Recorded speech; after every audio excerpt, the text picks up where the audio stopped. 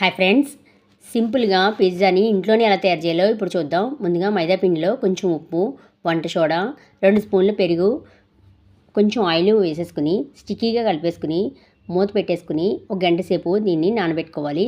గంట తర్వాత దీన్ని ఒక బౌల్లో చేసుకుని వీడియోలో చూపిస్తున్నట్టుగా ఓ ప్లేట్లో ఈవెన్గా స్ప్రెడ్ చేసుకోవాలి. దీనిపైన పిజ్జా సాస్ని వేసుకుని బ్రష్ తోటి ఈవెన్గా స్ప్రెడ్ చేసేసుకుని ఆనియన్, క్యాప్సికము, టమాటా తోటి నేను గార్నిష్గా వేస్తున్నాను. మీకు దగ్గర ఏది అవైలబుల్గా ఉంటే ఆ వెజిటేబుల్స్తో డెకరేషన్గా వేసుకోవచ్చు. తర్వాత చీజ్ స్లేస్ని చిన్న చిన్న ముక్కలుగా కట్ చేసి దీనిపైన వేస్తున్నాను. చిల్లీ ఫ్లేక్స్ని, ఆరగానోని కూడా దీనిపైన వేసేసుకుని పక్కన పెట్టుకోవాలి. తర్వాత వెడల్పాటి కుక్కర్ గిన్నెలని 5 నిమిషాలు ప్రీహీట్ చేసుకుని మనం తయారు చేసుకున్న పిజ్జా ప్లేట్ని దానిపైన పెట్టుకుని మూత పెట్టుకుని 15 నిమిషాలు బేక్ చేసుకోవాలి. 15 నిమిషాల తర్వాత ఎంతో టేస్టీ అయిన పిజ్జాని వేడివేడిగా సర్వ్ చేసుకోండి.